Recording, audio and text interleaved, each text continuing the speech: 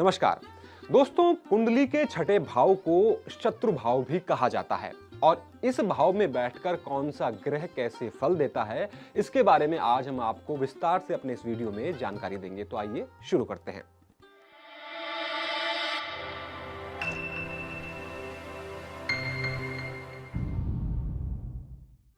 तो दोस्तों, जब भी कुंडली के छठे भाव में सूर्य ग्रह बैठते हैं तो ऐसा व्यक्ति अच्छा राजनीतिज्ञ बन सकता है। स्वास्थ्य भी ऐसे लोगों का कमोबेश अच्छा रहता है। ऐसे लोगों को प्रसिद्धि भी प्राप्त होती है। साथ ही अगर ऐसे लोग अपने दम पर कोई कार्य करना चाहते हैं तो उसमें भी सफल होते हैं। लेकिन अगर इस भाव में सूर्य पीड़ित हो तो व्यक्ति को रोग लग सकता है। तो आपको सबसे पहले ये देखना है कि सूर्य छठे भाव में पीड़ित है या नहीं। अगर वो पीड़ित नहीं है तो आपको अच्छे फल अवश्य मिलेंगे। वहीं दोस्तों, छठे भाव में चंद्रमा का बैठना बहुत अच्छा नहीं होता।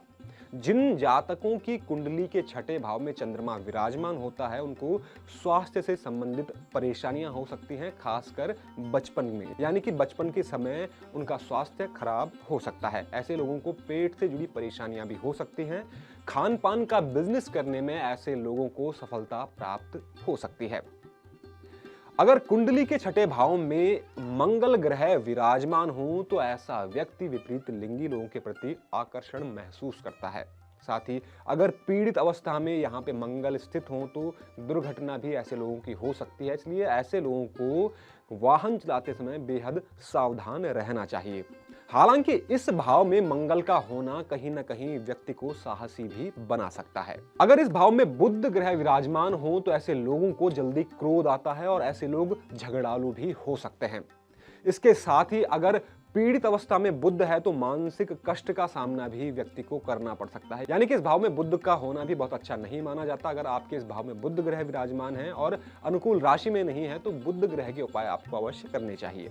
वहीं दोस्तों, अगर कुंडली के छठे भाव में गुरु यानी कि बृहस्पति विराजमान हो तो ऐसा व्यक्ति सुस्त हो सकता है। साथ ही ऐसे लोगों को शत्रुओं से भी भय लगता है। स्वास्थ्य की बात की जाए तो स्वास्थ्य सामान्यतः इनका अच्छा रहता है। यानी कि कुंडली के छठे भाव में बृहस्पति के होने से आपका स्वास्थ्य तो उत्तम रहेगा, लेकिन शत्रुओं का भय आपको हो सकता है, आप सुस्त हो सकते हैं। इसलिए खुद को एक्टिव आपको रखना चाहिए अगर कुंडली के छठे भाव में गुरु ग्रह विराजमान है। शुक्र ग्रह अगर कुंडली के छठे भाव में विराजमान हो तो ऐसे लोगों को स्त्री पक्ष से फायदा होता है। हालांकि अगर पीड़ित हो शुक्र इस भाव में तो विपरीत लिंगी के प्रति बहुत ज्यादा आसक्ति ऐसे लोगों को होती है। ऐसे लोगों को अपने चरित्र में बेहतर बदलाव लाने चाहिए, योग ध्यान करना चाहिए, इससे इनको लाभ मिल सकता है। वहीं दोस्तों, अगर छठे भाव में शनि ग्रह विराजमान हो तो ऐसा व्यक्ति हठी हो सकता है, जिद्दी हो सकता है, लेकिन साहसी भी होता है। पीड़ित हो तो रोग हो सकते हैं, यानी कि शनि के पीड़ित होने पर रोग ऐसे लोगों को हो सकते हैं। साथ ही ऐसे लोगों को कोई भी काम ऐसा सामाजिक स्तर पर नहीं करना चाहिए जिससे इनका नाम खराब हो, यानी कि सामाजिक स्तर पर इनको सावधानी बरतने की आवश्यकता होती है। अगर राहु ग्रह कुंडली के छठे भाव में हो तो इसको कुछ हद तक अच्छा माना जाता है। ऐसा व्यक्ति दीर्घायु होता है, साथ ही धनी भी होता है। लेकिन राहु यहाँ पर पीड़ित है तो ऐसे लोगों को गुप्त रोग हो सकते हैं। केतु का छठे भाव में होना सबसे अच्छा माना जाता है। ऐसा माना जाता है कि केतु के छठे भाव में होने से जातक को सामाजिक स्तर पर प्रसिद्धि प्राप्त होती है। ऐसे लोग अंतर्ज्ञान भी प्राप्त कर सकते हैं। यानी कि सभी ग्रहों में केतु का छठे भाव में होना सबसे अच्छा माना गया है। तो दोस्तों, उम्मीद करता हूं कि आपको हमारे द्वारा दी गई यह जानकारी पसंद आई होगी। ऐसी ही रोचक जानकारियों के लिए चैनल को सब्सक्राइब जरूर करें और देखते रहें एनबीटी लाइव। नमस्कार।